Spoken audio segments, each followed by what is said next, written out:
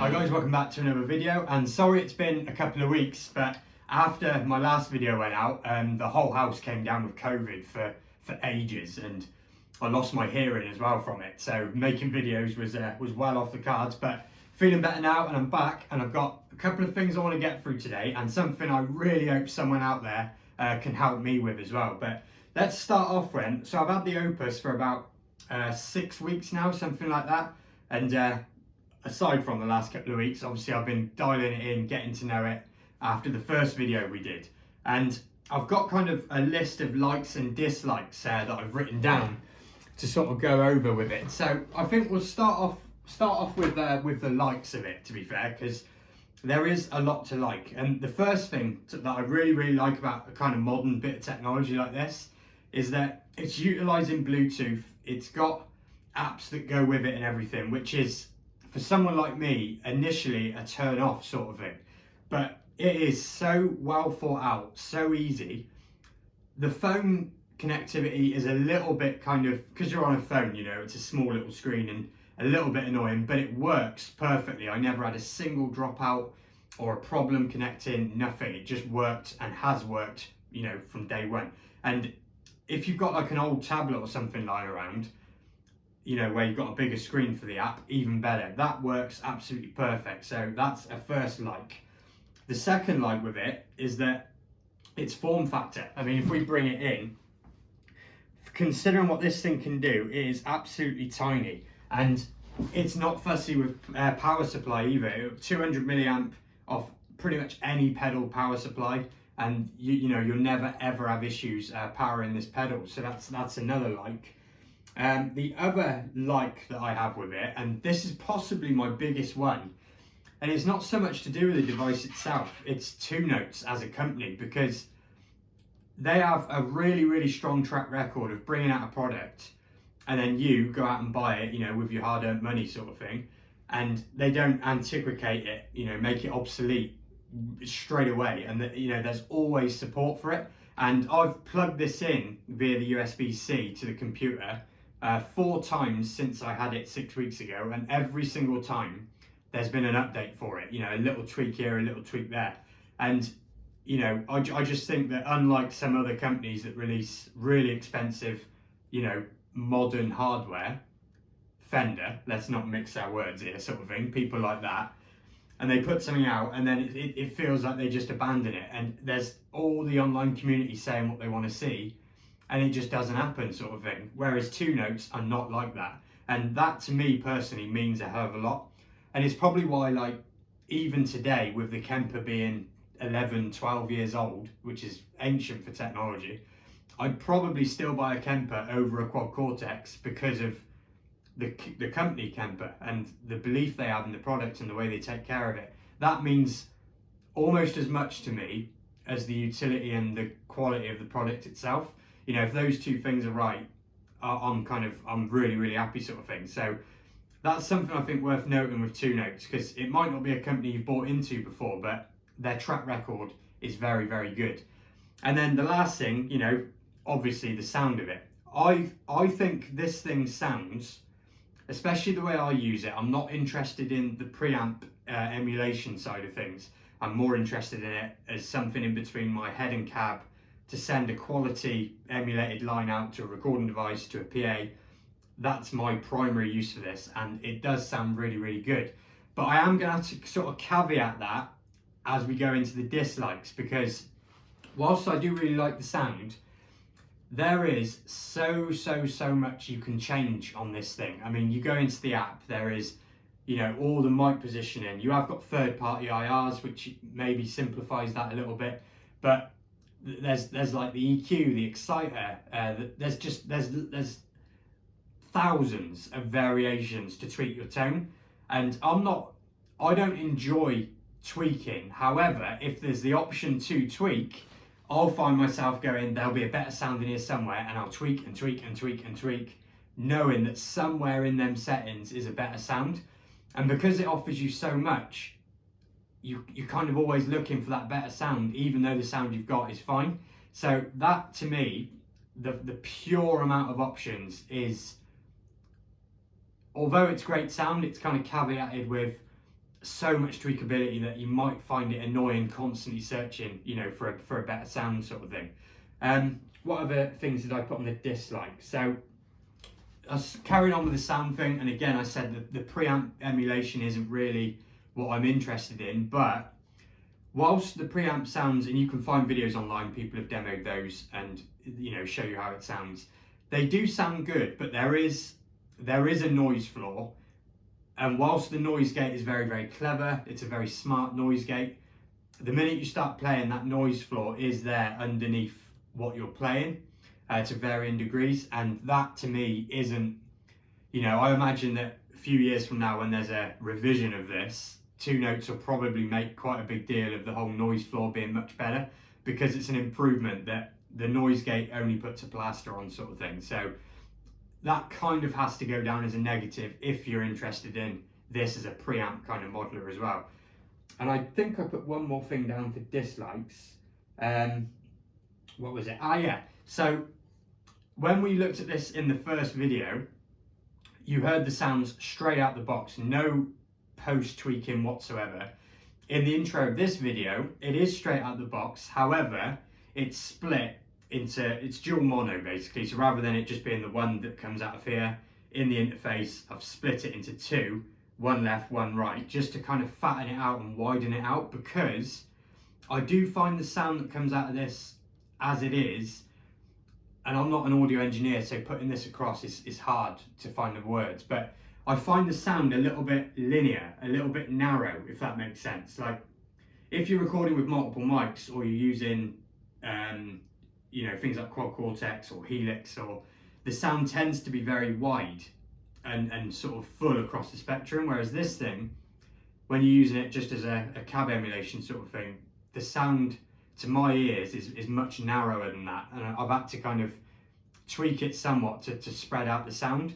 And I can guarantee you that nearly every single video you watch on YouTube from a lot of channels, whether it's a pedal, a guitar, an amp demo or whatever, there's guaranteed to be something added afterwards to sweeten the sound, which is fine. Those tools are available to everyone, you know, you can all do that. But I kind of feel that it's kind of cheating in a way, because it's not what's in the box, you're adding something to it. And although I'm not adding EQ, I'm not adding a whole host of plugins and all these different things, all I'm doing is dual mono and splitting it. But that's still something that isn't in here, sort of thing, you know? So, I mean, that's getting down into the weeds of stuff, but I think because I am doing something to make myself happier with the sound, it kind of has to go down as a negative sort of thing. So that's kind of my likes and dislikes with this device. And I suppose another like really is that in this day and age, with things costing what they do, I mean, everything is so expensive. Like, I think this thing is priced, you know, for what it does. I don't think they're taking the mick with the price of this thing, because there are so many different use cases for it, and it's good in all of them. So I think that on balance, with the price of this thing, with what it can do, you know, now I've used it for some time, I'm not, you know, I could definitely recommend this. This is a good bit of kit. So that sums up the kind of Opus thing. You will hear it going forward on videos, because it simplifies my workflow. So you'll hear it on videos, you know, unless I'm doing something specifically different, you'll just keep hearing it. So hang around if you want to hear a lot more of it.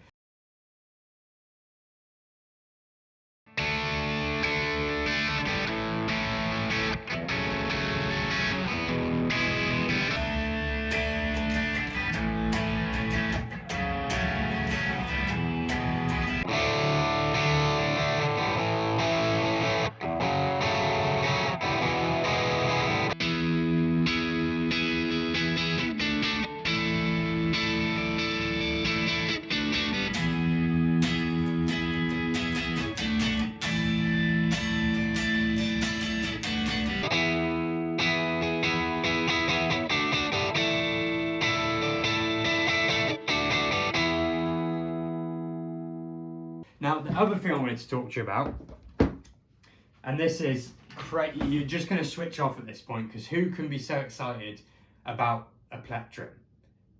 I mean, really, I can feel you just going whatever already, but just trust me, right? So I found this plectrum in one of my boxes.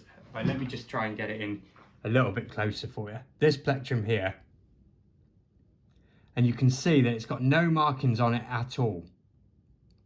Right, so I just picked it up and started playing with it, and I know what it's made out of. It's made out of Ultem, and I know that because in previous jobs I've worked with this material, so I recognise it. I recognise the feel of it, the colour of it, so I know at least what it's made out of. But because it's got no markings on, I've no idea who makes it or where it's from. I'm assuming it's probably come with a pedal or something at some point. And because I buy a lot of second-hand gear, you know, gig bags and guitars and whatever, there's always like bits and bobs that you find in it. And this would have come from that, because I've definitely never bought this. So what I'm hoping is that enough people will watch this video that one of you out there, I'll bring it in again. So it's got no markings. That's just what it looks like. Let me show you the bottom of it. Because it's amazing, right? This is the best pick I have ever used. And when you think, like, we spend, let's say you're into your pedals, right? And there's a £100 drive pedal, or there's a £200 drive pedal, and the £200 one sounds just a tiny bit better. I guarantee you, if you can afford it, you're getting the one that's twice the price for this much difference. And this pick, compared to the picks I've always used, which is, I've always used, you can go back years on the channel, and it will be this yellow one, or these yellow ones, or the orange ones. I've always used those. But this thing, it sounds and feels amazing. So, like I said, I know the material, so I've looked up Ultem picks, and the only ones I can find is the Ultexes, but I really want this exact one. And I would buy a bag of 5,000 of them tomorrow. And if you're still with me on this, making such a big deal over a pick, go out and try and find an Ultem pick. And please, if you recognise this pick and what pedal it comes with, please let me know in the comments, because I'll reach out to that company and try and find out where they get them. It's the best plectrum I've ever used. And like I said, I know it's ridiculous to make such a fuss over a pick, you know, because it's a cheap pick. But it is the best pick I've ever used, and I need to find more. I will put a little clip in now of playing with this and playing with my normal pick. And I don't expect your mind to be blown by the sound difference, because it's more of a feel and what you like kind of thing, but I'll put a clip in anyway, and it'll be the exact same guitar, the exact same amp settings, and I'll just change the pick and see if you can hear a difference. But to me, it sounds absolutely awesome.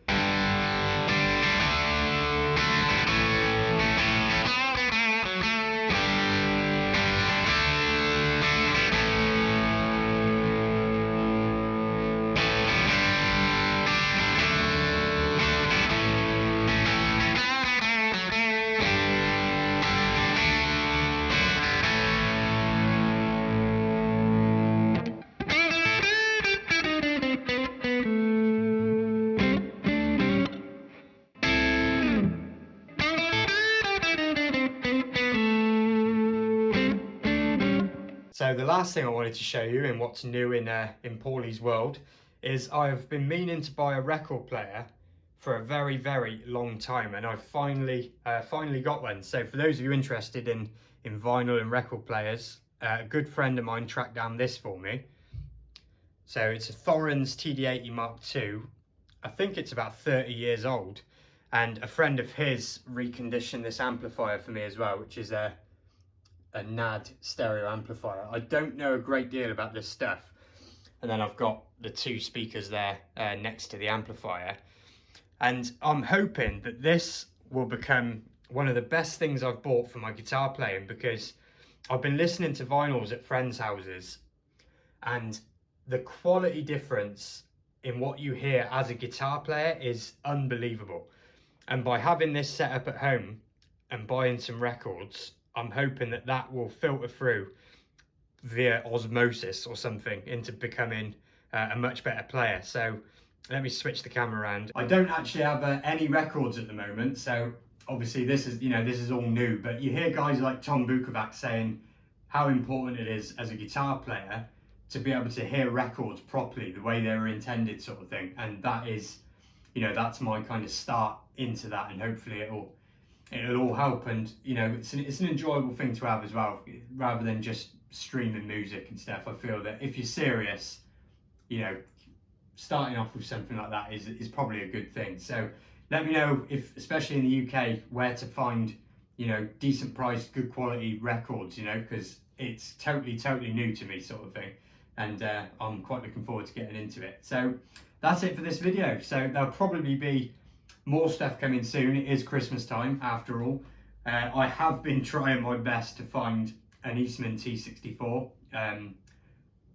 but obviously, you know, you can't just keep affording things all the time.